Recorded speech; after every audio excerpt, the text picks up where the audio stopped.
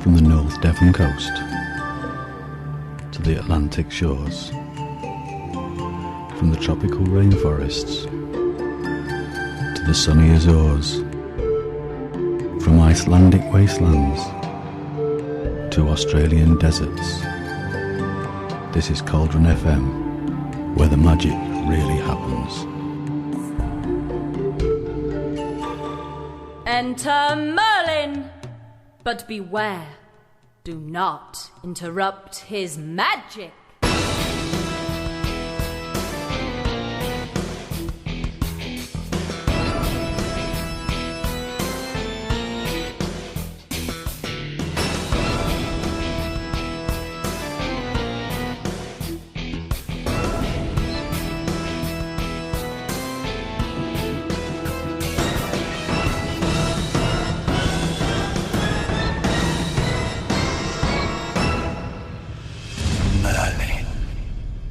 Hi and welcome to the new show from Cauldron FM with me, the Merlin.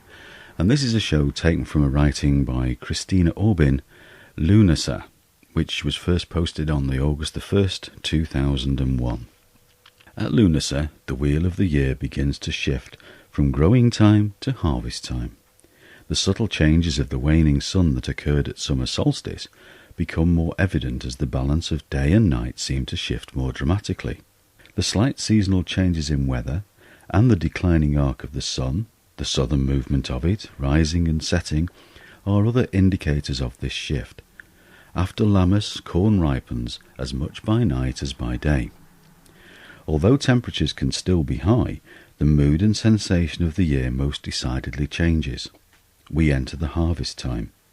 It is the point in time when the first grains are collected and ritualistically sacrificed to ensure the continuance of the cycle of life, both physically and spiritually.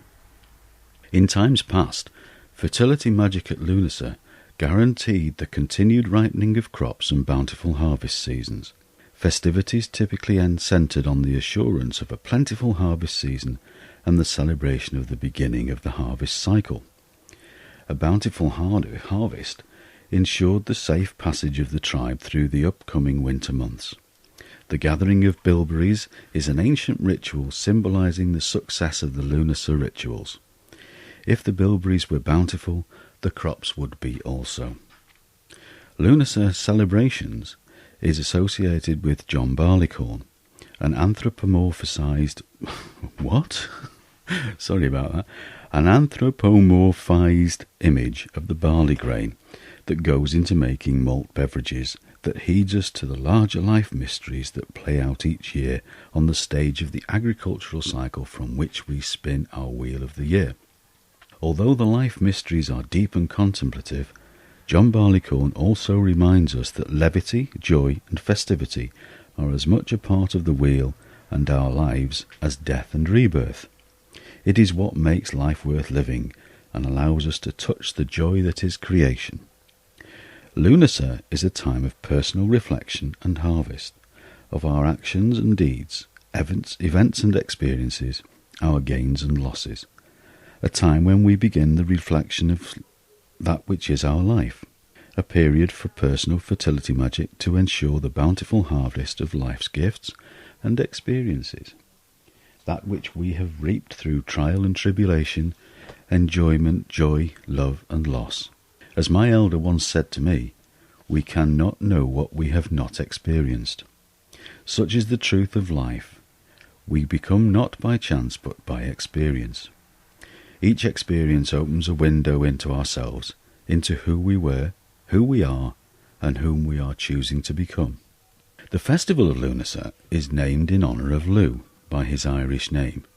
He is also known as and associated with Lugh, which is continental, Llw, Lugos, which is Gaelic. He is also associated with the Roman god Mercury. There are many names through many cultures. Lugh is the god of light, god of all skills, the bright or shining one. He is associated with both the sun and agricultural fertility. Lugh led the Tuatha Danann to victory in the Second Battle of Mor Tuath. His name was left throughout the Celtic lands on various places. Lugh Dunham, present-day Lyon, France. Luguvallium, Roman Britain, indicating the impact Lugh has had on all the Celtic peoples.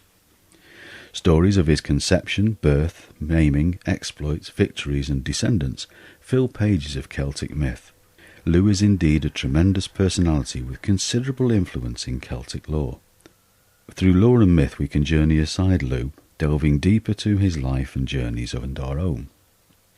The origins of the games at Lunasa, often referred to as the Assembly of Lugh, the Games of Lugh, Games of Sovereignty, are, however, more closely associated with Lugh's foster mother nurse, Tailtiu. Tailtiu is said to be the daughter of the King of Spain, wife of Eochaid of the two... Good garden stuff. This is pronunciation gone to a blooming flipping rocket, this is. Tailtiu is said to be the daughter of King of Spain, wife of Eochaid of the Tuatha de Danann, and is recognised as a Celtic earth goddess. She cleared the field at Coil Chuam in Ireland for agricultural use and died from the intensity of this labour. The area carries her name in memory, Telltown Kells, County Meath. The Games of Lunasa were originally played in honour of Tailtiu. These games were begun by Lugh and played by the kings who followed as funerary tribute to his foster mother. Lunasa is more popularly referred to as Lammas in many areas of the British Isles. Lammas comes from the Middle English Lammas. This illustrates the incorporation of Lunasa by the Church into its seasonal character, as many other old Celtic and agricultural holidays were. The harvest of the early grain was baked into loaves and offered at Mass. It also became a feast that the Church celebrated in commemoration of St. Peter's deliverance from prison. At Lunasa, many grains, seeds, herbs and fruits can be harvested and dried for later use through the remaining year. Corn is one of the vital crops harvested at this time. Corn dollies are fashioned in the shape of god and goddess. In some areas, the sacrifice of the Corn King, Corn Dolly, is performed. Death and rebirth are a vital part of the cycle of Lugh journeys in his mating with the Earth Goddess during the waning year. The goddess oversees the festival in her triple guise as Masha. She presides in her warrior aspect, the crow that sits on the battlefields awaiting the dead. She is the crone, maiden and mother, Anu, Banva and Masha. She conveys the dead into the realm of the deceased, for Lunasa is a festival of not only life and bounty, but of harvest and death, the complete cycle of life. In myth, Masha is forced, while heavy with child, to race against the King of Ulster's horses. She wins the race and gives birth to twins, and cursed the men of Ulster with the pains of labour when they most need their strength. She becomes the Queen of Ulster through battle for 7 years. Her fortress in Ulster is known as the Emain Masha, and its otherworldly form known as Emania, the moon goddess's realm of death. Without success and a thriving personal harvest, we will not have the fundamentals we need to continue our work on all levels. Our path is one of service, as a religious rite, as an active devotion to the goddess and God, from which we receive as well as give. Our actions and deeds are the magic by which we cast the circle of our lives. We give and we receive, which allows us to give again. This is the cycle of the sacred life, which we celebrate and honour at Lunasa.